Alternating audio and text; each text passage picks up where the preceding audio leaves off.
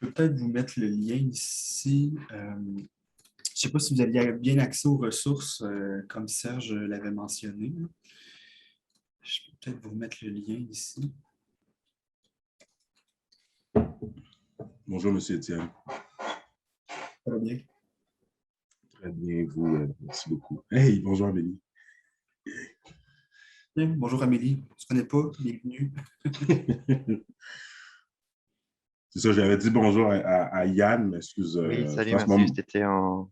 Ouais, avec les, le feu ou le feu autour de... Le feu des dragons. Ouais, c'est ça. D'ailleurs, il faut qu'on se parle encore, hein, parce que Et... on n'a pas fini de régler tous nos business. Exact. Est-ce que vous vous êtes inscrit à FTC cette année ou vous faites juste FTC? Mais là, tu sais, j'ai été voir Yazid, puis j'ai essayé d'avoir quelques affaires, puis il me dit, non, non, viens à mon atelier, puis je te dis rien si tu viens pas à mon atelier. Donc, OK. parce que je voulais savoir les informations, je ne les connais pas. De toute façon, excusez-moi, M. Bourlac, j'ai arrêté de... Bon, alors, il n'y a pas de problème. J'attendais de voir si les autres finissaient par se dispatcher pour bien parler, mais je pense qu'on va commencer. De toute façon, on n'a que 45 minutes. Donc, pour parler d'un sujet aussi vaste, je pense qu'on va y aller. Donc, je vous remets le lien dans le chat pour le dossier, pour les ressources. Vous allez voir, je n'ai pas 50 000 affaires. Là. Je vais vous partager mon écran, en fait. Ça va être la première étape. Ça va aller mieux. Comme ça ici. Donc, vous voyez bien mon écran? Ça fonctionne? Oui. Parfait. Encore là, on n'est pas 50, là, donc je vous dirais, si vous voulez intervenir pendant, là, il n'y a vraiment pas de problème. Là. Donc, ici, là, c'est vraiment la même chose. Là. Je me suis fait un original parce que j'ai tendance à jouer dedans pendant que je présente, mais je veux garder ma version de base. Là. Donc, moi, je vais travailler avec lui. Dans les deux cas, en fait, ce que vous voyez là, c'est des documents collab. Donc, ce n'est pas des diapositives, ce n'est pas un document Docs non plus, ce n'est pas un Word. C'est comme un mélange des deux. Je ne sais pas s'il y en a qui connaissent ça, là, Google Colab. Moi, c'est un outil que j'aime beaucoup. C'est quelque chose que j'ai apprivoisé un peu plus en présentation avec les jeunes cet hiver. Donc, on devait présenter en ligne. Donc, on a fait des exercices en ligne. Puis, c'est une plateforme que je trouvais bien parce que ça permet de mélanger du texte, des images, donc des explications, avec du code qu'on peut exécuter à même la cellule. Donc, vous, de chez vous, vous allez pouvoir exécuter les cellules avec un petit signe de lecture, là, un play. Donc, ça va s'exécuter de votre côté.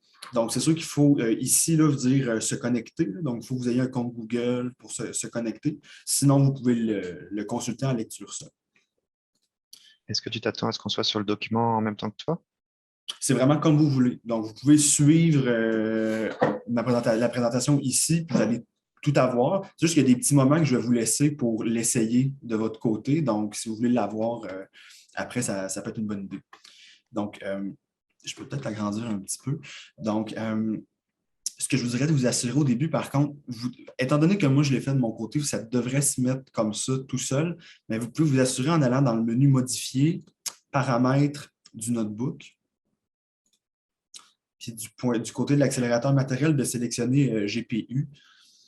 Ce n'est pas si important que ça, c'est juste pour le petit jeu qu'on fait à la fin que si vous ne le mettez pas, ça va vraiment être très, très, très, très long. Comme ça, puis vous pouvez aussi faire installer là, les dépendances. Ne faites pas afficher le code parce que c'est vraiment immense, là, parce que je voulais tout mettre dans la même cellule. Donc, ça va installer une couple de trucs qu'on va réutiliser par la suite.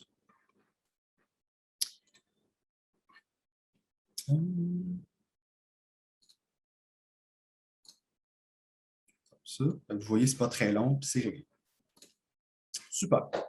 Donc, je me demandais s'il y en avait qui n'ont vraiment jamais fait de vision, là, ou à peine, vraiment. 2, 3, super. Les autres n'ont pas la caméra, je ne sais pas. Non, mais au moins, j'en vois déjà trop. Donc, c'est parfait si vous êtes vraiment le public cible. Donc, ceux qui en ont déjà fait ou qui en ont déjà fait des petits trucs, j'espère que vous allez pouvoir retenir quelques petites choses aussi, mais ceux qui en ont vraiment jamais fait, vous êtes vraiment le public cible. Je me suis mis à votre place quand j'ai mis ça en place. Donc, en fait, ce que vous trouvez au début, c'est un résumé de la présentation que j'ai faite il y a 3 ans. Donc, au colloque, il y a 3 ans, j'avais présenté la vision avec GRIP. GRIP, qui est un outil dont je vais reparler brièvement à la fin. Je vous ai mis le lien de ce que j'avais présenté il y a 3 ans. C'est encore d'actualité. Mais ici, là, c'est un peu un mélange de ce que j'avais fait. Donc, on va revenir sur c'est quoi la vision, les étapes principales. Puis avec un exemple, avec 2 vidéos ici du code que je vais vous présenter, que j'ai filmé hier avec un robot qu'on a rapiécé vite pour pouvoir tester ça. Donc, le but, c'est qu'à la fin, en fait, on peut même vous le montrer pour vous donner le résultat qu'on va être capable d'obtenir après 45 minutes. Là.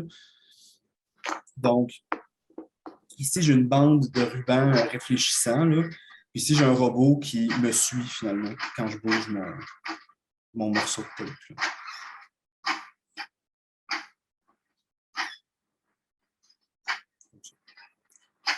Vous avez compris le principe. Donc, l'objectif, c'est ça. Donc, en introduction, pourquoi est-ce qu'on voudrait faire ça, la vision en FRC? Si vous êtes là, j'imagine que vous en avez peut-être une petite idée ou pas. Donc, c'est qu'à chaque année, depuis aussi longtemps que je me souviens, que nous, donc ça fait 7-8 ans, à chaque année sur le terrain, il y a des endroits où il y a des bandes rétro-réfléchissantes. Puis souvent, elles ne sont pas mises n'importe où. C'est des endroits qui sont stratégiques sur le terrain. Donc, par exemple, 2016, l'année de la forteresse, on devait lancer des ballons en hauteur. Donc, chacune des cibles, il y avait des bandes de ruban encadrant la cible. Ici, on a une image prise par une caméra bien équipée pour aller voir les bandes réfléchissantes qui est autour des cibles. Donc, on a vraiment une Cadillac là, pour voir les cibles. Là. Donc, en abaissant la luminosité, on est capable de les voir, puis ça ressort très bien de l'écran. On n'a pas 50 000 traitements à faire. C'est quand même assez évident de voir les cibles sur le terrain. On est chanceux pour ça. Ça, c'est en 2016. L'année passée, on avait quelque chose de semblable. Donc là, on avait un hexagone pour lancer les ballons en haut. Puis les 3 côtés du bas de l'hexagone avaient aussi des bandes de rubans réfléchissants. Donc, on est toujours en moyen de servir de ça pour aller extraire d'informations de plus. Donc, côté équipement, pour être capable de faire quelque chose avec ça, je vous ai mis 2 choix de caméra. Je vous dirais celle qui est vraiment la plus commune. Là. La majorité des équipes, c'est elles qui ont, parce qu'elle était donnée par First à un certain moment donné. Puis elle vaut à peu près 40 $. Je pense que je l'ai vu à 36, 37 sur Amazon, un petit peu plus cher ailleurs. Donc, c'est Microsoft Livecam HD 3000. C'est vraiment en masse. Là. Nous, c'est ça qu'on a pris presque tout le temps. On a essayé une année celle-là aussi. Par contre, je l'ai cherché par l'air d'être discontinuée. Elle y ressemble beaucoup, c'est juste que l'angle de vue est un petit peu plus large. Donc, c'était même pas pour la vision en tant que telle, c'était plus pour le pilote pour qu'il voit avec un plus grand champ de vision. Là. Je pense que c'était l'année passée, il y a 2-3 ans, que c'était utile pour lui de voir un petit peu plus large. Mais sinon, celle-là fait en masse la job. L'important, c'est de s'acheter un anneau de lumière verte. Donc, un anneau de DEL verte, là, ça coûte 5 $. Puis, on vient le fixer autour de la caméra. C'est vraiment ça qui est essentiel parce que les bandes rétro-réfléchissantes, ça le dit, ils n'émettent pas de lumière. Donc, c'est des bandes qui sont faites d'un matériau spécial que, normalement, un miroir, ça suit la loi de la réflexion ici. Là, on envoie de la lumière puis c'est réfléchi dans un angle symétrique, là, si je peux dire. Donc, quand c'est rétro-réfléchissant, c'est ça qui est particulier, c'est que la lumière revient sur l'émetteur directement. Donc, en mettant un anneau de lumière verte autour de la caméra, on envoie de la lumière, puis la lumière, qui dans ce cas-là est verte, nous revient directement dans la caméra. Donc, c'est pour ça qu'on assiste à ce phénomène-là ici, où les bandes deviennent vertes, c'est qu'autour de la caméra, on a mis plein de lumière verte. Puis on le met juste un petit peu en arrière, pour pas que la lumière rentre dans la caméra, évidemment. Donc, ça permet vraiment de faire ressortir les bandes pour que ce soit le plus facile pour nous après ça, en programmant pour aller ressortir les informations dont on a besoin. Donc, finalement, là, pour moins de 50 $, là, pour moins que le prix dans le moteur, vous êtes capable d'avoir un setup vraiment correct pour faire de la vision. Là. Puis, ce que je vous dis là, c'est même pas la version cheap, c'est vraiment ce qui est utilisé en majorité. C'est sûr qu'il y a des options plus onéreuses, puis je vais en glisser un mot à la fin, là, mais avec ça, vous êtes vraiment capable de faire quelque chose de très, très, très bien. Une fois qu'on est équipé, qu'on a branché ça dans notre robot, les caméras sont USB, puis il y a un port USB à même le robot Rio. Donc, c'est aussi simple que de prendre la caméra et la brancher dedans comme un ordinateur. Une fois que ça c'est fait, ben là, faut programmer ça. Avant d'entrer dans le programme, ici, je vous ai mis les étapes pour vous donner un modèle mental de qu'est-ce qu'on va faire. Là, parce que c'est sûr que ça peut faire peur au début, là, de dire je prends une image comme ça va être quoi le processus pour me rendre jusqu'à ma cible ici est à tel angle, puis je veux tourner mon robot de temps pour être vis-à-vis la cible. Là. Ça peut avoir de l'air loin, mais quand on décortique ça, c'est ça que je fais avec les jeunes dans l'équipe, là, ils sont capables d'acquérir ça, puis de vraiment y aller étape par étape, puis ça se fait bien. Donc, ici, je vous ai mis 8 étapes. Il y en a 3 là-dedans qui sont facultatives, je vous dirais. Donc, c'est pour ça qu'on va s'intéresser aux 5 étapes avec un petit rond vert dessus. Donc, la première étape, donc la numéro 2, ça va être de transformer l'image dans le système de couleurs HSV. Donc, normalement, les couleurs, quand vous allez sélectionner des couleurs, par exemple, c'est souvent, on voit que c'est dans le modèle RGB, donc rouge, vert, bleu. On pourrait se servir de ce système de couleurs-là. C'est juste que ce n'est pas l'idéal pour nous, ce qu'on veut faire, puis on va voir pourquoi.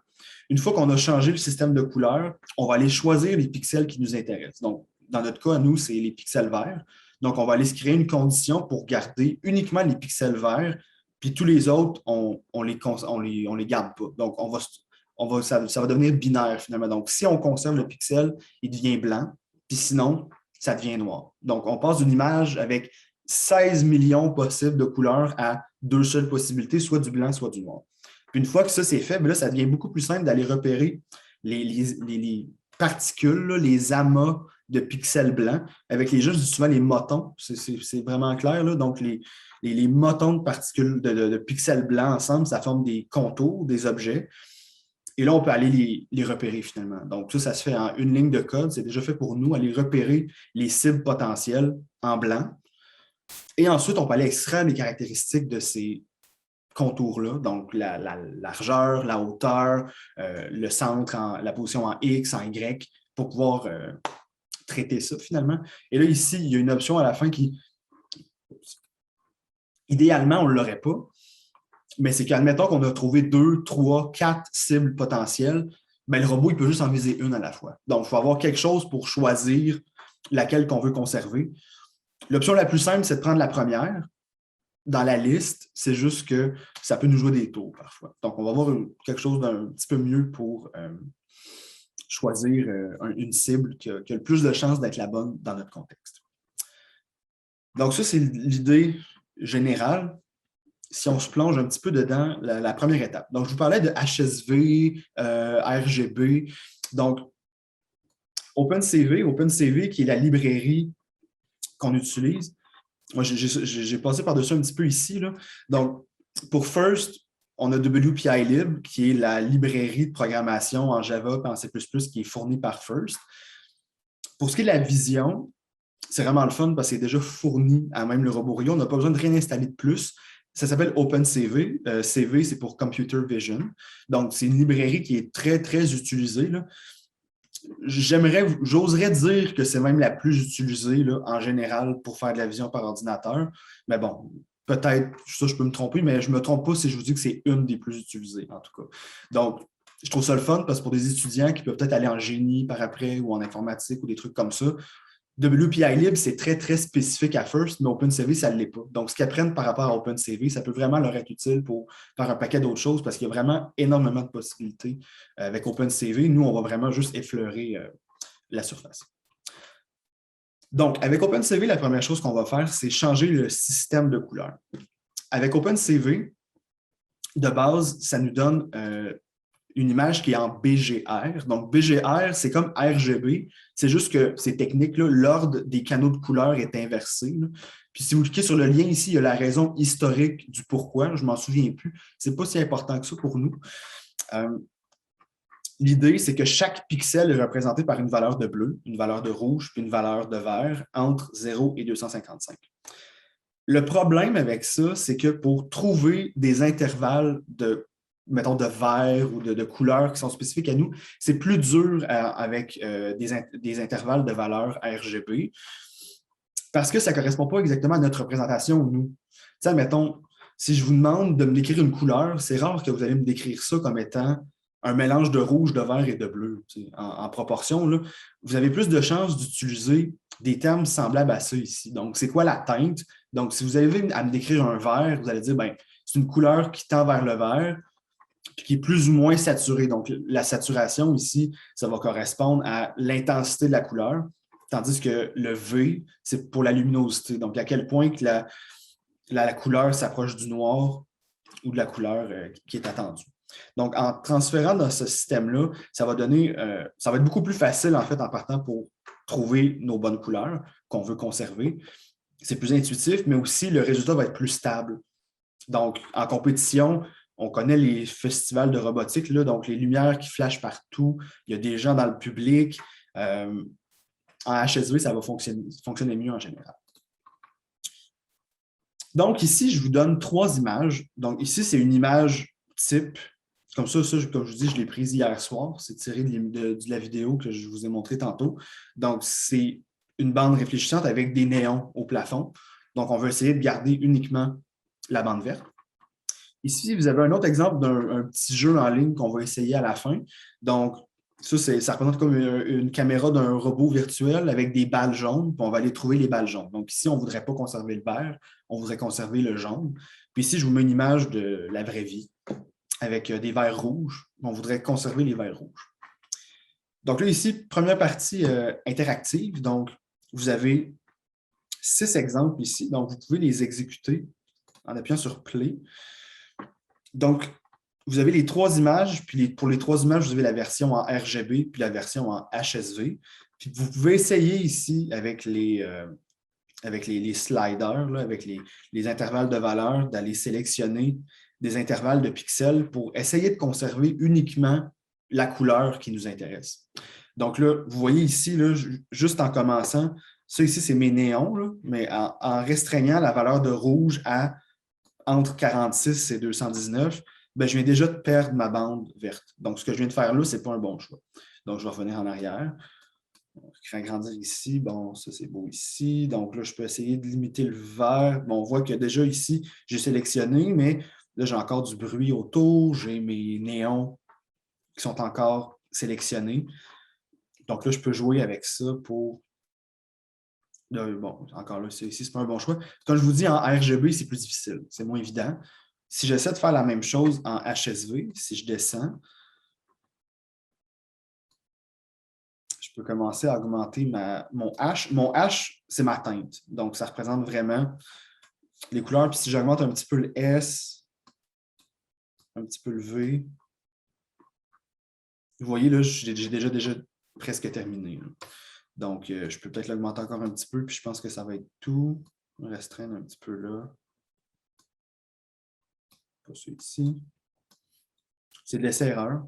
Donc, on augmente un petit peu. Donc, ici, on voit que si on analyse qu'est-ce que ça veut dire, ce qu'on vient de faire, c'est plus simple à comprendre ce qu'on vient de faire. Donc, ici,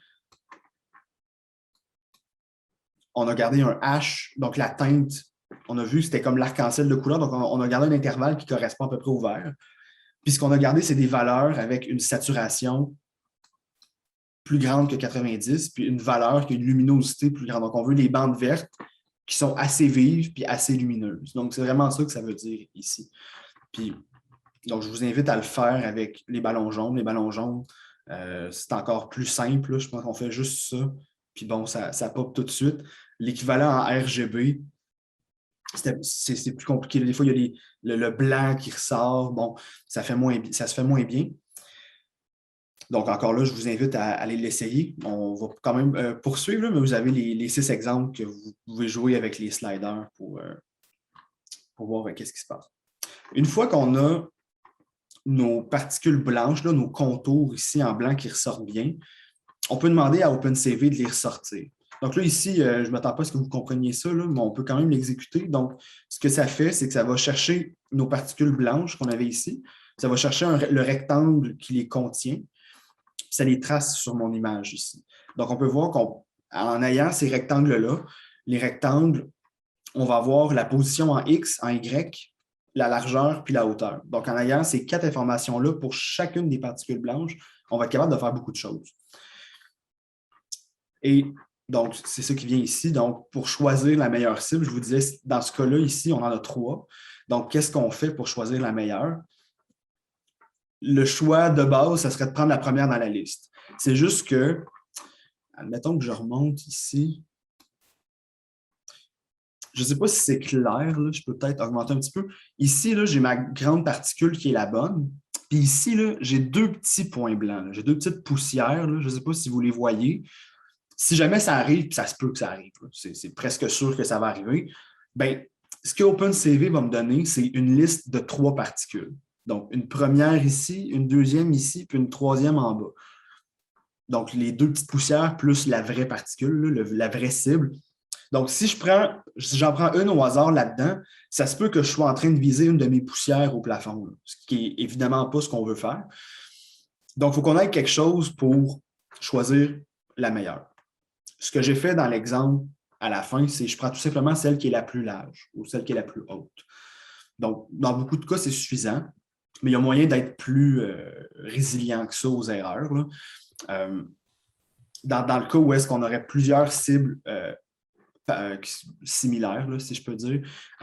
Si je remonte aux exemples ici qu'on a, ici, c'est un cas qui est plus complexe parce qu'on a des vraies cibles, puis on peut voir plusieurs vraies cibles en même temps. Pour le défi de la forteresse, on avait plusieurs cibles pareilles. Donc, ici, nous, le choix qu'on faisait, c'était de prendre la plus large. Donc, on considérait que la plus large, ça allait être celle qu'on était le plus vis-à-vis, donc c'est celle qu'on voulait viser. Mais il y a plein d'algorithmes là, possibles pour aller faire. Là, une fois que vous avez votre base bien faite, là, comme je vous dis, on ne commence pas par ça, mais une fois que c'est fait, il y a plein de trucs qu'on peut aller faire, comme aller calculer le nombre de côtés, aller calculer le ratio de la largeur sur la hauteur pour se faire des filtres de plus. Donc ça, c'est de quoi que les jeunes avaient bien du fun à faire, là, d'essayer de se faire l'algorithme qui était le plus résilient, le mieux. C'est sûr qu'à un moment donné, il ne faut pas faire trop de traitements parce que plus on fait des traitements, plus ça allonge le temps de traitement, évidemment. Et on veut quelque chose d'assez réactif, donc il faut faire une balance entre pas assez de traitement, d'être trop permissif, et trop de traitement où est-ce que là, on a une image ou 2 à la seconde. Et là, ça, c'est pas assez vite pour avoir un robot qui est réactif. Donc ici, là, je vous mets plein d'exemples de trucs qu'on peut aller calculer. Là. Comme je dis, c'est vraiment une introduction, donc on ne touchera pas à ça. Une chose ici que je trouve intéressante et qu'on fait pas mal tout le temps, c'est que la position en X, c'est basé sur l'image. Donc, l'image, c'est comme dans une matrice, finalement, c'est que la position en X en 0, c'est l'extrême gauche. Puis, admettons que mon image fait 320 pixels de large, bien, le X maximal, ça va être 320. Donc, ça va varier entre 0 et 320. Pour le robot, entre 0 et 320, ça ne dit pas grand-chose. Ce n'est pas vraiment utile comme information. Donc, ce qu'on fait, c'est une normalisation. Donc, en faisant 2 fois la position en X divisée par la largeur de l'image, par exemple 320 pixels, moins 1, ça nous donne une valeur en X qui est normalisée. Donc, la valeur en X va tomber entre moins 1 et 1. Donc, si notre image est pile au centre de l'image, ça va donner 0. Puis souvent, c'est ça qu'on veut. Donc, en ayant un centre de 0, ça nous dit que tu es déjà au centre. À l'inverse, si tu es à l'extrême droite, ça va donner 1, puis à l'extrême gauche, ça va donner moins 1. Donc, c'est une valeur qui est plus simple à travailler pour envoyer à nos moteurs, par exemple. Donc, c'est ça qu'on fait ici. Encore là, ici, ça, c'est du Python. Donc, ce n'est pas avec ça qu'on programme le robot. Ici, c'est tiré d'une activité que j'ai faite avec les jeunes pendant la pandémie cet hiver. Donc, tout le monde était chez eux, barricadés. Donc, on a utilisé ces outils-là pour quand même faire quelques petites choses intéressantes, là, je trouve. Donc, ici, là, je vous le donne déjà. Vous n'avez pas besoin de jouer vraiment avec. L'important, c'est vraiment ce qui se trouve ici, là, je vous dirais. Donc, vous avez ici, le centre en X est plus petit que 0. On va dire avance à 90 % de ta vitesse par en avant et 60 % vers la gauche. Donc, ça le dit ici. Si le centre X est négatif, c'est que la cible se trouve à gauche. Donc, on va envoyer une valeur négative pour tourner vers la gauche. Puis à l'inverse, bien, si c'était négatif, si ce n'est pas négatif dans le else, donc c'est que c'est positif, donc on va envoyer une valeur positive ici. Donc, puis le reste ici, c'est l'équivalent en Python de ce qu'on vient de se dire dans les 15 dernières minutes. Donc, si on exécute ça ici, ici, je vais mettre 15 secondes. Donc, en exécutant ça ici, donc le GPU, c'est à ça qui sert là, pour générer la vidéo que ça va faire. Donc, on avait fait un petit concours avec les jeunes. Là, donc, ici, on ne leur donnait pas tout fait. Là, donc, il fallait qu'ils travaillent. Là, on avait une semaine pour faire ça, travailler ça. Puis, ça génère vraiment un petit environnement virtuel avec un robot. Puis, le robot, ça donne une caméra ici. Donc, ça, c'est la deuxième image que vous voyez. Puis, il fallait qu'il prenne l'image puis qu'il donne une action à faire au robot en fonction de l'image qui s'updatait à chaque seconde. Donc, si on fait ça ici, donc, bon, ici, c'est vraiment un cas où est-ce qu'il n'y avait aucune image. Donc, ça, c'est un cas limite. Je ne vous ai pas donné un code qui était si excellent que ça. Donc, je vais en refaire un. Normalement, on veut qu'il y ait au moins un ballon jaune qui apparaisse pour qu'il puisse le voir et se diriger vers le ballon.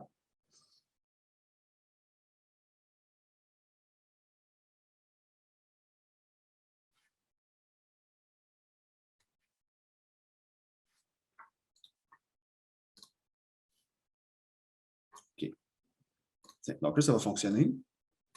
Donc, vous voyez ici, là, il y a une balle jaune. Donc là, notre petit robot virtuel s'en va vers la balle jaune. Il recule. Il va en voir une et là, il va aller se diriger vers elle. Puis bon, le but, c'était de ramasser des points. Puis aussi, vous avez l'image binaire équivalente aussi. Donc, comme je vous dis, ça, c'est peut-être, je vous montre ça parce que je l'avais déjà de près, puis c'est une activité que les jeunes y avaient vraiment aimé, parce qu'après ça, bon, j'avais pris chacun de leurs programmes, puis on l'avait fait rouler une couple de fois. Donc là, c'était vraiment une compétition de celui qui allait ramasser le plus de points dans le meilleur temps. Donc, les jeunes y avaient bien aimé ça. Puis ça me permet de vous montrer quelque chose de virtuel. Là. Normalement, on amenait un robot ou on amenait quelque chose pour le démontrer, ce que je ne peux pas faire, évidemment. Donc, mais ici, là, vous pourriez essayer de changer les valeurs, changer les trucs. Là, évidemment, si ça vous intéresse, peut-être que vous avez une base en Python, peut-être. Là, sinon, c'est vraiment pas plus grave que ça. Ici, c'est dans le in-range ici, là, donc c'est les valeurs qu'on s'était fixées au départ. Donc, le H, le minimum, le maximum, le V, minimum, maximum, le V, minimum, maximum. Donc, ça, c'est l'opération qu'on a faite tantôt, le seuillage. Ici, bon, c'est l'opération d'auteur qu'on s'est dit, là, garder, on a une boucle pour conserver la meilleure hauteur et la normalisation dont on s'est parlé ici qui se fait. Donc, même si vous ne comprenez pas exactement ce qui se fait, c'est vraiment ce qu'on s'est dit là, depuis le début, finalement, qui se passe ici. Si je descends, mais là, vous avez l'équivalent vraiment pour First, dans un vrai code de robot. Donc, vous avez un exemple complet ici. Je vous ai mis un exemple de base ici parce que des fois, on peut se poser la question, admettons, je ne veux pas faire de vision, je veux juste brancher une caméra puis voir la caméra pour le pilote. Le pilote voudra voir ça. Donc, en FRC, ça se fait vraiment facilement. Là, vous avez une ligne à ajouter dans votre robot-init. Donc là, encore là, je suppose que vous avez déjà fait du Java pour First. Là, sinon, bon, vous poserez des questions puis il n'y a pas de problème. Là. Mais donc, quand vous créez un projet pour First, vous avez déjà un template, là, vous avez une structure qui vous est fournie, entre autres le robot-init et le robot-init qui, vous mettez c'est un bout de code là-dedans qui va s'exécuter une seule fois, puis normalement, on crée nos composantes là-dedans. Puis entre autres ici, pour la caméra, on fait ça ici, donc on dit Start Automatic Capture, donc ça dit ici démarre, commence à capturer automatiquement des images. Donc c'est la seule ligne qui est nécessaire, puis WPILib s'en occupe tout pour nous, d'aller chercher la caméra, voir la caméra qui est branchée, prendre l'image, puis envoyer ça plusieurs fois par seconde, par défaut. Donc, c'est la seule ligne qui est nécessaire pour voir une caméra. Après ça, si on veut faire un traitement plus avancé, donc ici, je vous donne un programme ici qui, je vous dirais, c'est comme la base pour faire ce qu'on a dit précédemment. Là. Donc, encore là, ici, on a un robot avec, bon, ici, là, je vous ai mis un joystick avec une base pilotable. Ici, j'ai un lock. On va revenir sur le lock plus tard, puis je me crée une variable, un double, donc un nombre à virgule, pour conserver le centre en X de ma cible que j'ai trouvé finalement. Donc ici, dans mon robot-init, comme je disais, on déclare nos trucs pour le robot. Donc ici, je déclare mon joystick, je déclare ma base pilotable. Et ici, Puis ici, je vous ai mis des commentaires partout pour si jamais vous voulez y revenir par la suite, là. Donc ici, je démarre un thread. Donc un thread, on va dire que c'est un processus. Ce n'est pas exactement un processus pour être technique, là, mais on va appeler ça un processus pour les besoins de la cause ce matin. Donc, je me crée un nouveau processus qui va exécuter un certain bout de code. Donc, ici, j'ai un bout de code, une méthode que j'ai appelée Vision Loop. Je pourrais l'appeler comme je veux, là, code de vision, tant que je vais changer le nom ici pour que ce soit la même chose, là. Donc, ce que ça dit ici, New Thread, c'est que je crée un nouveau processus qui va exécuter ce code-là de façon parallèle au code de mon robot ordinaire. Si je vous ai mis un graphique dans le bas, comme je vous disais, le traitement d'image, ça peut être une opération qui est assez coûteuse en temps. Puis, cette opération-là peut venir freiner le reste des fonctionnalités du robot. Normalement, de façon standard, quand on contrôle un robot avec un joystick, par exemple, le mode téléop, la fonction, elle s'exécute 50 fois par seconde. Donc, c'est à chaque 20 millisecondes. 20 millisecondes, c'est assez peu pour un traitement de vision. Ça ne prendra pas 10 secondes par image, là, mais si on fait ça à même le téléop, vous voyez ici là, le cycle du robot normal versus le traitement de l'image, ça va ralentir, puis ça peut causer vraiment un lag dans le robot. Donc, le robot va commencer à avancer, ça va geler, la communication va geler, là, il va reprendre. Donc, c'est vraiment pas l'idéal. C'est ça qu'on a fait notre première année. Forteresse, là, on n'a pas eu des bons résultats. C'était pas la bonne chose à faire. Donc, je vous le donne déjà fait. Donc, l'idée du thread principal du robot, c'est que les cycles de téléop s'exécutent rapidement, puis on crée une branche, finalement, on sépare notre flow d'exécution en deux pour que le traitement de l'image se fasse à part, vu que ça prend plus de temps. Ce n'est pas compliqué à faire, c'est vraiment juste ça ici. Juste ça ici.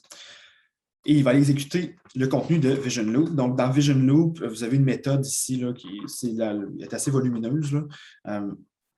Mais si vous prenez bloc par bloc, je vous décris qu'est-ce qui est fait à chaque étape. Ça correspond vraiment à ce qu'on a dit depuis le début. Donc, ici, on repart l'automatique capture. Ce qu'on n'avait pas fait précédemment, c'est garder les résultats de cette méthode-là. Donc, ce que ça nous donne ici, c'est une variable caméra. Et la caméra, c'est vraiment la caméra USB qui est branchée dans votre robot. Et une fois que vous avez ça, vous pouvez modifier les paramètres de votre caméra. Donc, ici, ce n'est pas nécessairement essentiel de le faire, là, mais si vous voulez mettre une résolution plus faible, plus élevée, FPS, c'est le nombre d'images par seconde, je vous dirais, il ne faut pas mettre quelque chose de trop élevé parce que, de un, plus l'image est grande puis plus il y a d'images par seconde, bien, plus ça va être lourd pour le processus de vision à analyser. Mais au-delà de ça, puis je dirais c'est encore plus pour ça que c'est important, c'est qu'en compétition, il y a des restrictions sur la bande passante sur le terrain. Donc ça joue souvent des tours, puis même qu'on respecte les normes, ça joue des tours quand même. Donc, il faut vraiment essayer de mettre le plus faible puis le moins d'images par seconde pour s'assurer de voir les images pour le pilote pendant le match. Parce que souvent, à la maison, avec un robot, un routeur, un ordinateur, on pourrait mettre ça plus haut et il n'y aurait pas de problème. Mais c'est quelque chose qu'il faut garder en tête pour la vraie compétition. Le plus important pour vraiment la vision qu'on fait, nous, ici, c'est ces deux options-là. Vous pourriez essayer de jouer avec, là, les mettre un petit peu plus hautes, un petit peu plus basses. Là, je ne me suis pas cassé la tête, j'ai mis ça à 0. C'est la luminosité. Donc, étant donné qu'on a un anneau de lumière verte qui illumine très fort et que c'est uniquement ça qu'on veut voir, on diminue la luminosité à la plus basse possible pour que ce soit vraiment que tout le reste s'efface. Puis c'était ça la première image qu'on voyait d'ailleurs. Là. Il ne faisait pas noir dans la pièce. Là. Si je remonte à... C'est ici. Là. Donc, dans la pièce ici, il ne faisait pas noir. Là. Il faisait c'était très lumineux avec j'avais des néons partout dans la pièce, mais en baissant la luminosité à 0, malgré tout, ça a mis du noir presque partout, en faisant ressortir très bien le vert. Donc, ça fonctionne bien. Donc, là, je reviens où est-ce que j'étais. Donc, ça, c'est vraiment important de le faire.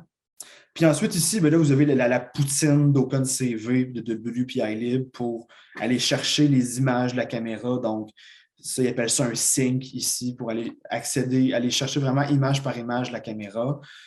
Ici, on fait un put vidéo parce que ce n'est pas obligatoire. C'est juste que pour les besoins de la cause, moi, je voulais aller rafficher une autre image. Donc, en faisant le Start Automatic Capture ici, on démarre l'envoi des images de la caméra. Par contre, moi, je vais faire un traitement sur les images. Puis l'image que ça va me donner, je veux l'envoyer aussi. Donc, je me crée c'est comme une fausse caméra, si on veut. C'est un nouveau flux vidéo. Si vous vouliez en créer un pour chacune des étapes de votre processus, vous pourriez le faire. Output 1, output 2, output 3, puis aller mettre une image différente dans chacun. Puis là, vous auriez 4-5 images sur votre dashboard. C'est quelque chose qui est possible. Mais encore là, en compétition, avec les restrictions de bande passante qu'on a, c'est vraiment pas quelque chose qui est possible. Mais à la maison, ça peut être bien de l'essayer. Puis ici, je me crée une variable mat, c'est pour matrice, parce qu'une image, c'est une matrice. Donc, ça va garder une variable intermédiaire pour notre image. Donc ici, je me mets une boucle while. Donc, tant que mon thread n'a pas été interrompu, je répète ça. Donc, en temps normal, c'est vraiment pour toute la durée de vie du robot. Tant que le robot est allumé, on va répéter cette boucle-là. Donc, c'est notre processus de vision qu'on a décrit depuis le début. Donc, ici, c'est ce qui reçoit mes images. Donc, je vais aller chercher une nouvelle image que je stocke dans ma variable image ici. Donc là, j'ai l'image actuelle de ma caméra. Ici, ça convertit mon image en HSV. Donc, je suis en BGR, puis je convertis en HSV. Ensuite, ici, c'est mon intervalle HSV, donc Hmin, Smin, Vmin, Hmax, Vmax, Smax. Pour que je garde ça là-dedans. Donc, ça binarise mon image, ça fait mon seuillage. Je vais chercher mes contours. Ensuite, ici, contour, c'est une liste. Donc, je dis si ma liste est vide, ben là, je ne peux rien faire. Donc, ma caméra ne voit rien. Donc, je dis que mon centre, il est à 0. On se souvient, 0, c'était mon centre, comme je n'ai rien à faire. Puis, je dis continue. Continue, ça arrête la boucle présentement, puis ça reprend au début. Donc, je passe à l'image suivante pour voir s'il va y avoir quelque chose.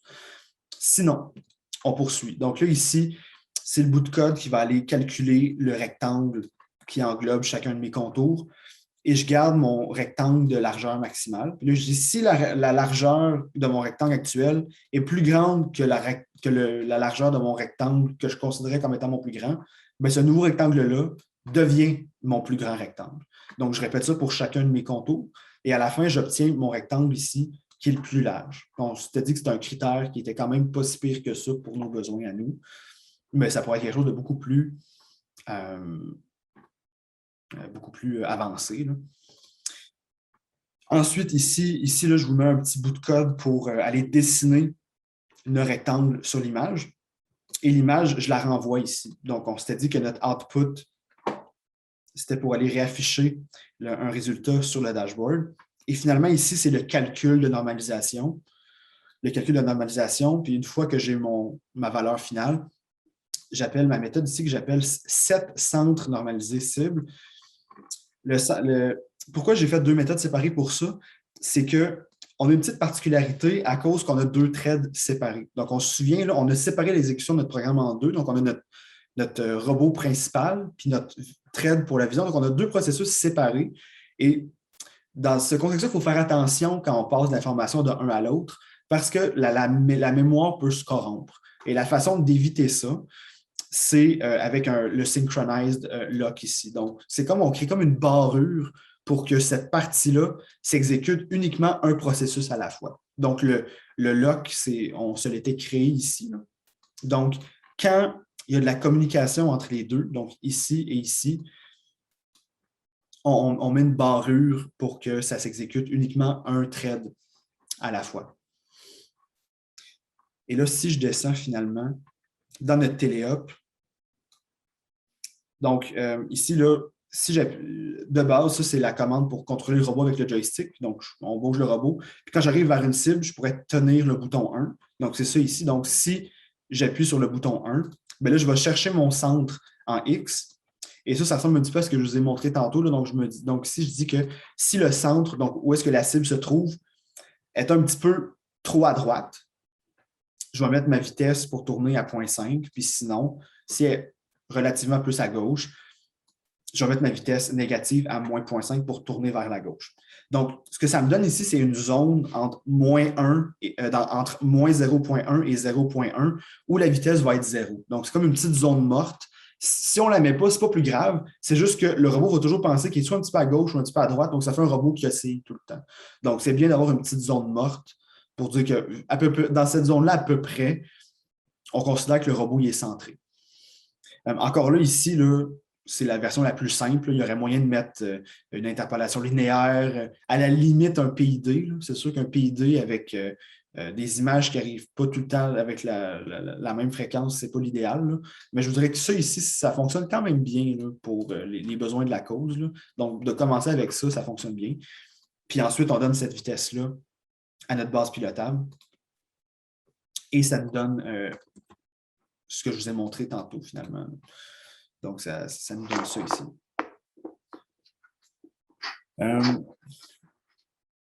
Je vous ai mis une autre vidéo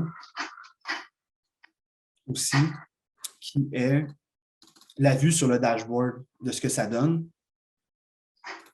Donc, ici, on se souvient, on envoie les images de la caméra, ça se fait automatiquement, mais je me suis aussi créé un autre flux vidéo que j'ai appelé Output pour envoyer les images résultantes.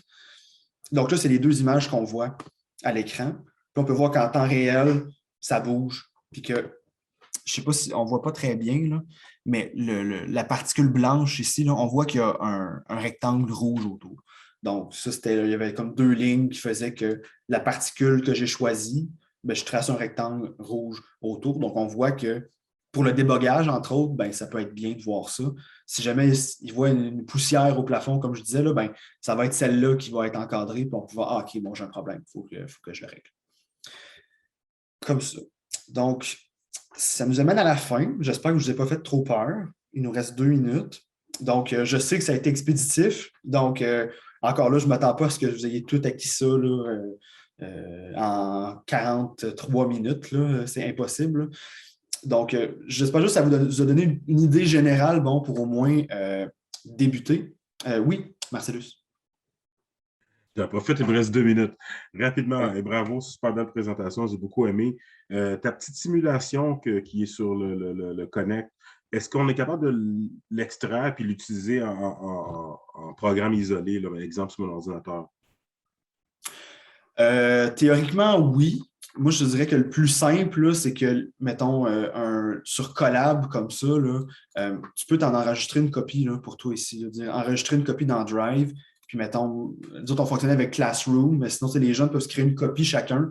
Puis, ils peuvent y accéder de partout rendu là parce que c'est enregistré dans le cloud. Donc, ils peuvent l'exécuter puis modifier chacun de leur côté. Là. Mais sinon, c'est sûr qu'il y aurait moyen de l'adapter pour que ça roule hors de collab, là, mais ça demanderait peut-être un petit travail d'adaptation. Là. OK. Je peux y aller pour une deuxième question? Ben oui. Ben en fait, moi, à 11h15, je vais rester ici s'il y en a qui veulent rester. Là. Il y a une pause, puis après ça, mais ça tombe dans un autre Zoom, donc on n'est pas pressé. Là. C'est vraiment pour OK. OK. Ben, si je peux, dans le fond, c'est que je sais qu'il y a beaucoup de personnes qui parlent d'utiliser un coprocesseur, exemple d'utiliser un Raspberry Pi pour justement là, alléger le robot Rio. C'est quoi ton expérience par rapport justement, parce que là, d'après ce que tu nous as présenté, tout est traité par le robot Rio. Il n'y a pas un coprocesseur qui gère la vision. C'est quoi ton expérience par rapport à utiliser deux processeurs ou uniquement le robot Rio? Je te dirais que pour commencer, là, ça, on en entend souvent parler, effectivement, puis c'est une bonne idée. Là. Du moment qu'on a un processus qui est un petit peu plus compliqué, d'avoir un Raspberry Pi qui n'est pas hyper dispendieux non plus. Puis depuis quelques années aussi, ça, vous trouvez ça, entre autres, je peux cliquer dessus, en fait, là, dans les ressources de plus, là, donc je vous en ai mis vraiment beaucoup, mais vous avez la partie ici vraiment faite par First pour la vision. Donc ici, là, même que ça a changé de nom, avant ça ne s'appelait pas de même, là, il y a une image pour le Raspberry Pi pour la vision. Fait que c'est vraiment simple d'utiliser un Raspberry Pi pour ça. Mais je vous dirais que si vous voulez. Mais encore là, c'est ça, là, c'est que ça vous demande de vous créer 2 programmes séparés. Puis là, les 2 doivent se parler par rapport à un intermédiaire parce que vous avez 2 processeurs différents. Vous avez le robot Rio, vous avez le Raspberry Pi. T'sais, à chaque fois qu'on rajoute des intermédiaires, c'est un risque d'erreur qu'on rajoute. Mais c'est quand même très bien, puis ça fonctionne très bien. Là. Ça fait 2 ou 3 années qu'on utilise ça avec ça, puis ça fonctionne bien. Mais je dirais pour commencer, là, de tester au moins en partant juste avec le robot Rio, on est quand même capable de faire des choses pas pires, là, quand même. C'est sûr qu'à un moment donné, quand on en met trop, on peut voir un certain ralentissement. Là. Ça fonctionne quand même. Mais c'est pour ça que je vous dis, là, mettons, expérience, je vous dirais, vous pouvez commencer avec ça. Puis ensuite, aller voir vers un Raspberry Pi. l'idéal, c'est d'essayer ça avant, de voir qu'est-ce qui fonctionne le mieux. Puis, rendu là, il faut faire des tests, voir s'il y a vraiment un avantage à faire là. Oui, Ouais, excellente présentation, excellente question, merci, j'avais la même. Juste mentionner que je ne savais pas qu'on pouvait le faire avec le robot Rio. OK. Donc, on avait essayé de se lancer les 2 dernières années avec le coprocesseur. Puis, ben, on n'est arrivé à rien parce qu'on ne savait pas par où commencer. Ouais. Et donc, c'est super bon de voir qu'on peut le faire comme ça et que ça n'a pas l'air si compliqué. Donc, Marcellus, moi, je pense que je vais essayer avec le robot Rio d'abord, avant de retourner au coprocesseur. Super, Merci, je Étienne. suis très content de l'entendre. Puis d'ailleurs, pour terminer, là, donc ici, là, vous avez vraiment un paquet de trucs. Là. Ici, là, vous avez le répertoire d'exemples de l'UPI Libre. Il y a vraiment énormément d'exemples, dont 2, entre autres, sur la vision. Là. Ça ressemble beaucoup à ce qu'on vient de faire. Là. Mais si vous voulez l'avoir vraiment dans un projet à part. Il y a aussi Grip que j'ai mentionné brièvement au début. Là. C'est une interface graphique pour créer le pipeline d'opérations qu'on a vu ensemble. Donc, c'est quelque chose que les jeunes aussi aiment beaucoup. Là. Donc, au lieu d'écrire les lignes qu'on a vues une par une manuellement, ça permet de le faire puis de le tester, mettons, à même l'ordinateur. Donc, au lieu d'être en ligne ou sur un robot Rio, on installe Grip sur l'ordinateur, là, sur Windows. On branche une webcam dans l'ordinateur, puis on peut créer puis interagir de façon interactive, je me répète. Mais donc, ça fonctionne bien. Puis, en fait, je vous mets mon lien ici vers... C'est ça, en fait, que j'avais présenté il y a 3 ans. Donc, comment intégrer les deux ensemble avec un projet d'exemple. Donc, c'est quelque chose que je trouve très intéressant. Là, il y a 2 autres présentations pour First, qu'il y a des trucs plus spécifiques qui sont abordés que moi, je n'ai pas parlé. Ici, je vous mets un lien vers Pi Image Search. Donc, c'est un site web qui n'est vraiment pas spécifique à First, mais il y a plein de trucs sur la vision en général. Là. Si jamais ça vous intéresse encore là, c'est en Python, mais ce qui est fait avec OpenCV en Python peut être fait en Java aussi. Puis finalement, si on parlait de coprocesseur, justement, on n'en a pas parlé, mais je ne sais pas si la fameuse Limelight. Là. Donc là, je vous l'ai mis là. Comme je vous dis, ça, c'est comme l'autre extrême. Là. Donc là, nous, on a vu comment le faire manuellement, à mitaine, si je peux dire, là, petite caméra, petit anneau. Ça, c'est l'autre extrême. Là. C'est 400 US, puis tout est fait pour nous. Peut-être moins abordable. Moi, personnellement, on ne l'a jamais essayé parce qu'on se contentait de l'autre. Je regardais ça ce matin, puis ça a l'air d'être en tout cas, discontinué pour le moment. Peut-être pas discontinué, mais sold out en tout cas. Là, donc, il n'y a pas bien d'en acheter pour l'instant. Je ne sais pas s'ils prévoient en remettre d'autres un jour. Il y a d'autres trucs qui existent aussi. Puis Limelight, ça a vraiment été la première, puis les autres, ça a commencé à sortir là, de façon plus gratuite, un mélange de certains trucs. Je vous en ai mis quelques-uns ici que j'ai vus sur Chief Delphi. Il n'y a rien là-dedans que moi, personnellement, j'ai essayé. Donc, je ne peux pas vous en recommander un plus qu'un autre. Mais c'est des trucs vraiment, des interfaces graphiques qui permettent de mettre ça directement dans le robot Rio ou un Raspberry Pi. C'est des trucs qui existent. Là. Et finalement, sinon, au cas où que vous ne connaîtriez pas, Chief Delphi, qui est vraiment le forum pour First, on retrouve tout ça là-dessus, les nouveautés, les mises à jour, etc. Donc, ça peut être une belle source d'information. Aussi, si vous avez des problèmes, il y en a souvent qui sont résolus là-dessus. Oui, les 2 mains levées. Je vais aller en premier. Bon, rapidement, le ring light, j'imagine que oui, on branche la caméra sur le port USB du robot Rio, mais le ring light, il va aller, j'imagine, quelque part d'autre parce qu'il y a besoin de 12 volts. Je ne sais pas comment tu le branches. C'est dans le panneau. Je ne suis pas très électrique, là, c'est le VRM, je pense, le Voltage Regulator Module. Donc, c'est à la même place que, je pense, la radio. On la branche là-dedans aussi. Donc, ça donne vraiment un courant continu. C'est soit 5 volts ou 12 volts, 0,5 ampères, 2 ampères. Donc, selon l'anneau, les spécifications, il y en a tout le temps un qui correspond. Il y a une année, qu'est-ce qu'on avait fait même? On l'avait fait passer par le VRM, mais on l'avait aussi fait passer par un petit contrôleur moteur. Donc, ça permettait d'allumer ou d'éteindre l'anneau. parce que ça éclaire fort. Là. Donc, on est devant, là, ça brûle la rétine. Là. Donc, encore là, c'est vraiment un plus. Là. Les jeunes, ça leur tentait, ils trouvaient ça bien le fun, là, faire flasher quand ils appuyaient sur le bouton. Là. Mais c'est des trucs qui sont possibles. Oui, Camille. Ouais, donc c'était juste pour faire mon témoignage parce que nous, on utilise la Limelight depuis OK. quelques années déjà. Puis c'est vraiment efficace. C'est Ouais. sûr que c'est un peu plus dispendieux, mais comme tu dis, euh, le stock est fait pour toi. Genre, en réalité, t'as une interface graphique que tu te connectes avec une adresse IP quand ton robot Rio il est allumé. Mhm. Puis tu as une interface graphique qui t'aide à tout configurer. Mais n'empêche, j'ai remarqué dans la présentation que un processus, même sans la Limelight, qui a de l'air à première vue assez complexe, c'est quand même étape par étape, ça a l'air de bien se faire. Donc ça, c'était intéressant dans la présentation que j'ai beaucoup aimé parce que après ma barre, traiter de la vision puis il y a des flux caméra, ça a l'air assez complexe. Mais quand tu le prends étape par étape, c'est pas si pire que ça.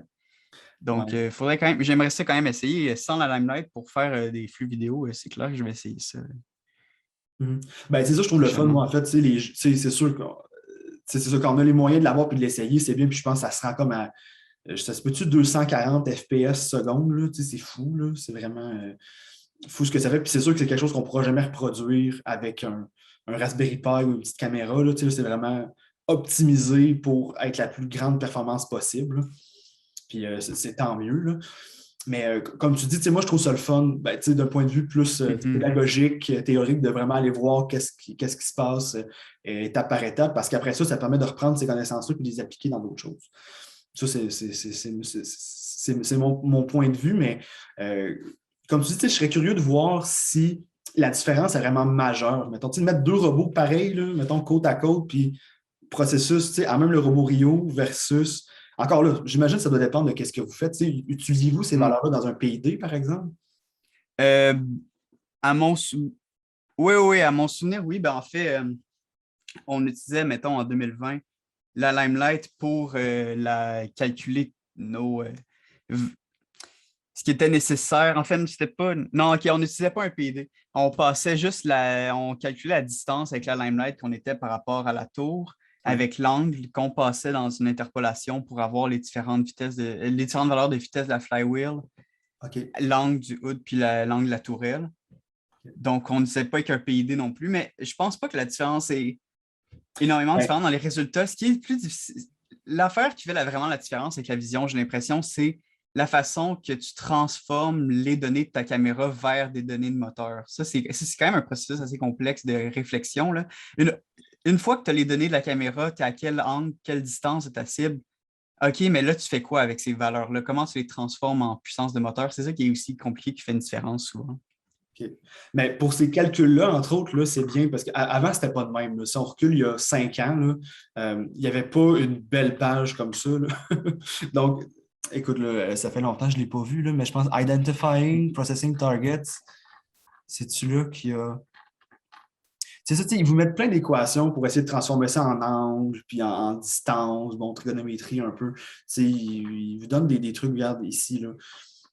C'est pas tout le temps nécessaire non plus. Là. Ça dépend tout le temps de ce qu'on veut faire, là, mais c'est tout à la même place, tout est là, déjà prêt à appliquer. Là. C'est vraiment bien. Oui, absolument. Ben, merci de l'avoir partagé. Là. J'étais curieux parce que, comme je te dis, moi, je ne l'ai jamais essayé. Je suis content de voir la différence que ça peut faire. Là. Ça fait plaisir. Si tu veux, je pourrais peut-être essayer de te partager des codes si ça t'intéresse de le voir aussi à peu près, à moins que tu l'aies déjà vu dans les docs. Oui, ben ça, oui, c'était plus, je te dirais, l'expérience finalement au final de l'apport là, que je suis Ouais. content d'avoir vu. Là. Merci. Ça fait plaisir. Bonjour tout le monde. Juste vous dire qu'il n'y a aucune presse. Si jamais vous voulez continuer des discussions, je vais laisser le lien ouvert. Par contre, le bloc 2 commence à l'instant. C'est comme vous voulez. C'est au choix, mais vous pouvez continuer à jaser si vous avez besoin de continuer. Ça s'est bien passé pour l'enregistrement. On va le savoir pour l'enregistrement. Juste quand ça va terminer, simplement à déposer l'enregistrement au bon endroit. C'est bon? Parfait. Merci beaucoup. Merci, Serge.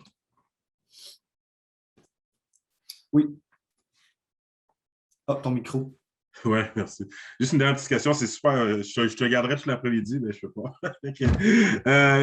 Moi, je reste là. C'est vraiment pour toi. Là. OK, J'imagine que tu vas aller OK. voir les autres, là, mais moi, c'est comme toi. Pour toi. Mais moi, c'est vraiment pour ça que je suis venu. C'est mon atelier que j'ai choisi. C'est ça que je veux vraiment prendre Ah le bon, je temps suis pour. content. Fait que, dans le fond, oui, je vais demander, parce que là, tu nous as présenté le code pour le time-based et le template, là, le Oui. gabarit, mais est-ce que la même formule s'applique pour l'approche basée sur les commandes, là? Genre, est-ce que je dois changer des choses pour l'appeler ou c'est essentiellement. Ben, c'est sûr que les trucs, tu vas pouvoir les séparer un petit peu là, de façon différente. Là. Je te dirais, l'exemple que j'ai donné pour grippe il y a 3 ans, je l'avais fait en commande. Mais là, j'avais comme, je me disais pour ceux qui n'ont jamais vu de commande, j'avais le souhait de mettre ça dans un fichier puis que tout se trouve à la même place. Mais souvent, ce qu'on fait, nous, là, c'est qu'on se fait un sous-système caméra, puis que tous les calculs et trucs, on les fait là-dedans. Donc, après ça, tu te sers de ton sous-système caméra un peu partout quand tu en as besoin. Là. OK, good. Mais ça se fait très bien, là, je te dirais, dans le constructeur de ton sous-système, c'est là que tu ferais ton new thread chose. Puis tu aurais une méthode. La méthode de Vision Loop serait dans ton sous-système au lieu d'être dans le robot principal. Là. Mais sinon, je te dirais, ça n'affecte pas tant que ça parce que le but de l'approche par commande puis par sous-système, c'est que les sous-systèmes contiennent des composantes, puis pour pas que les composantes soient réutilisées partout, puis que les commandes utilisent un seul sous-système à la fois.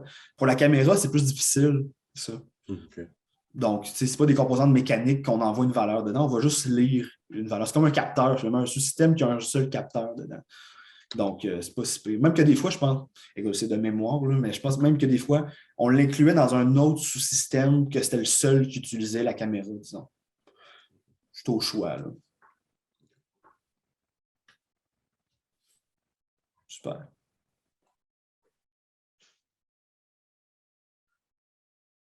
Oui, bonjour Étienne.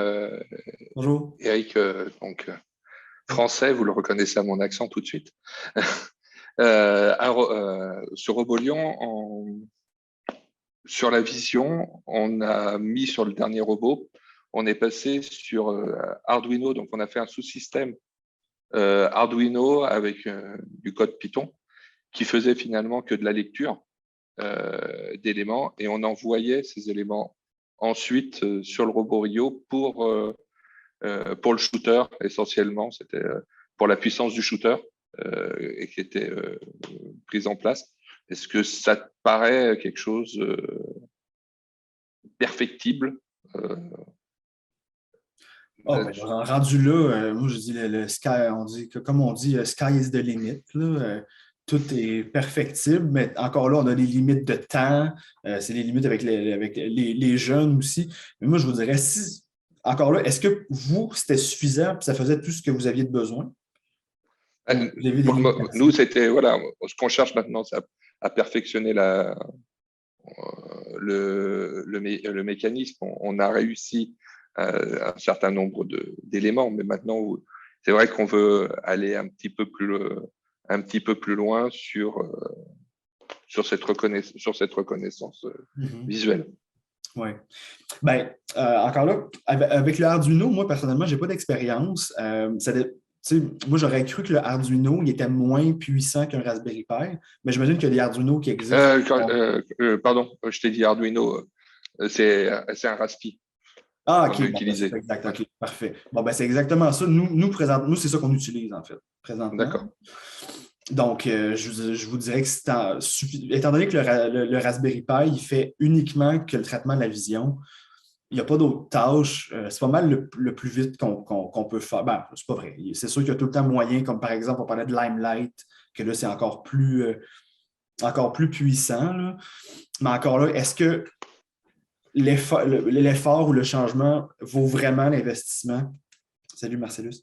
Donc, est-ce que ça vaut vraiment ça? Est-ce que le gain est conséquent par après? Je ne suis pas certain. Donc, je vous dirais avec l'essentiel, ce serait de voir c'est quoi que vous voulez améliorer finalement? C'est quoi les trucs qui causaient problème? Puis d'aller vraiment travailler là-dessus. Est-ce que c'était dans l'algorithme peut-être? Est-ce que c'était, tu sais, mettons, pour aller plus loin, là, je peux peut-être vous recommander la présentation à la fin, là, la présentation de Cheesy Poof comment il appelait ça? Donc, c'est du sensor fusion. Donc, c'est de travailler à la fois avec un capteur, par exemple un gyro des encodeurs, mais avec D'accord. la vision. Donc, Avec quelque chose qui est intéressant pour avoir comment je dirais ça, une rétroaction qui est plus rapide. Parce que la vision, ben, il y a une limite nécessairement avec le flux d'informations. Tandis qu'un capteur sur le robot, on va avoir une valeur 50 fois par seconde. Là. Donc, ça se met à jour beaucoup plus rapidement. Donc, ce qui est suggéré dans cette présentation-là, c'est de convertir les valeurs de vision. Par exemple, mettons qu'on veut tourner sur soi-même, bien, on prend la valeur de, mettons, où est-ce que la cible est, on convertit ça en angle et ça devient un nouveau set point pour notre gyro. Et le gyro, lui, va être capable de se mettre plus précisément sur le bon angle. Puis pendant qu'on tourne, bien évidemment, on va avoir une nouvelle image. L'angle va se mettre à jour. Donc, ça permet d'avoir une rétroaction qui est plus rapide. Donc, comme prochaine étape, ça pourrait être ça. Ça passait. Pardon. Ouais, c'est quelque chose qu'on avait essayé, nous, la dernière année. Puis ça fonctionnait bien, ça aussi. Encore là, comme je dis, c'est vraiment une étape de plus. Là. Il y a plusieurs choses à considérer. Il y a le temps, entre autres, le lag, là, donc le temps que l'information parte du robot Rio vers la caméra et revienne par après. Donc, on peut garder en mémoire les valeurs d'angle du robot pour aller revoir au moment où la photo a été prise, c'était quoi l'angle du robot pour pas que la différence soit décalée quand le robot était en train de bouger finalement. En bouger. Donc, c'est des choses qui sont présentées dans ce document-là. D'accord. Parfait. Merci beaucoup. Ça fait plaisir. Tiens, bonne journée.